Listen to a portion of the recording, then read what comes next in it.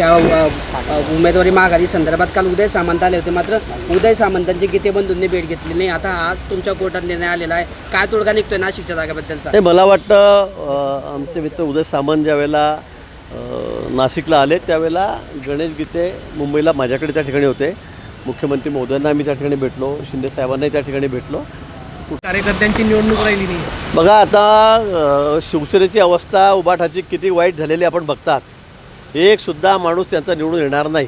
त्यांना असं वाटतं विधान परिषद म्हणजे काय, काही कामाची नाही आहे. महापालिकेत ठरले, एक ठिकाणी त्यांना यश आलं नाही, जिंकता आलं नाही, महापौर करता आलं नाही, ते तेच म्हणतायत काय करायचं इथे, ते तेच म्हणतायत ही काय कामाची आहे. आत्ता निवडणुका झाल्यात नगरपरिषदांच्या नगरपालिकांच्या, तिथे काय राहिलं त्यांचं, म्हणजे जे तिथे हारतायत त्या ठिकाणी त्यांना असं वाटतं हे काही कामाचंच नाही, अशा पद्धतीने ते बोलत आहेत. पण आता लोक स्वीकारायला तयार नाही, मतदार त्यांना स्वीकारायला तयार नाही. कुठेही त्यांना आता जागा राहिलेली नाही. इथे सुद्धा 17पैकी एकही जागा त्यांची निवडून येणार नाही.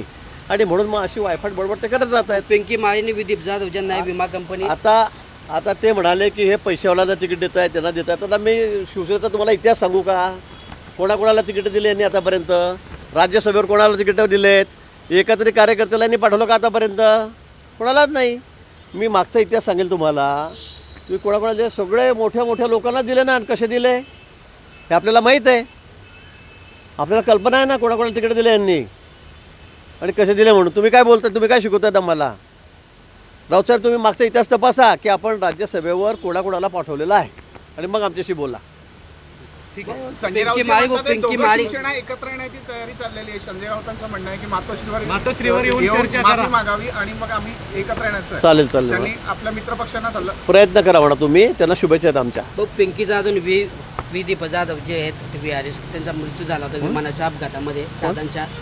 त्या पिंकी माळी आणि विदीप जाधव दादांच्या अपघातात, तर त्यांना विमा कंपनीकडून अजून पण रक्कम देण्यास टाळाटाळ केली जाते. VSR कंपनीकडून पण टाळाटाळ केली मला वाटतं जाते. विमा कंपनीत आपल्याला माहीत आहे विमाचा थोडासा विषय लेंदी असतो. कुठलाही साधा रस्त्यावरचा विमा बघा, बस बदला बघा, ट्रक खाली कुठे चिरडलं, थोडा वेळ लागत असतो त्याला.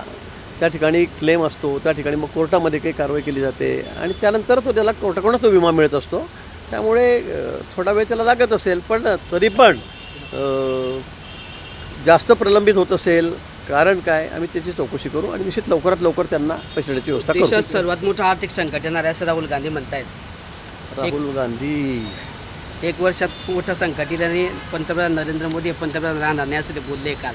आता इतकं बालिश विधान कोण करू शकतं बरं, जो पूर्ण देश मोदींच्या पाठीशी उभा आहे. आता आपण पश्चिम बंगाल बघितलं, म्हणजे स्वप्नही पडू शकणार नाही 208 जागांचं त्या ठिकाणी भाजपच्या.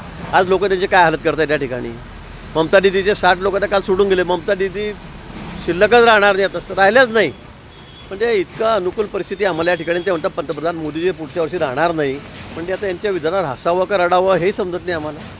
बालिश विधानं ते करतात, बिचारे ते आशेवर जगतायत पुढच्या वर्षी काय होईल, पुढच्या वर्षी काय होईल.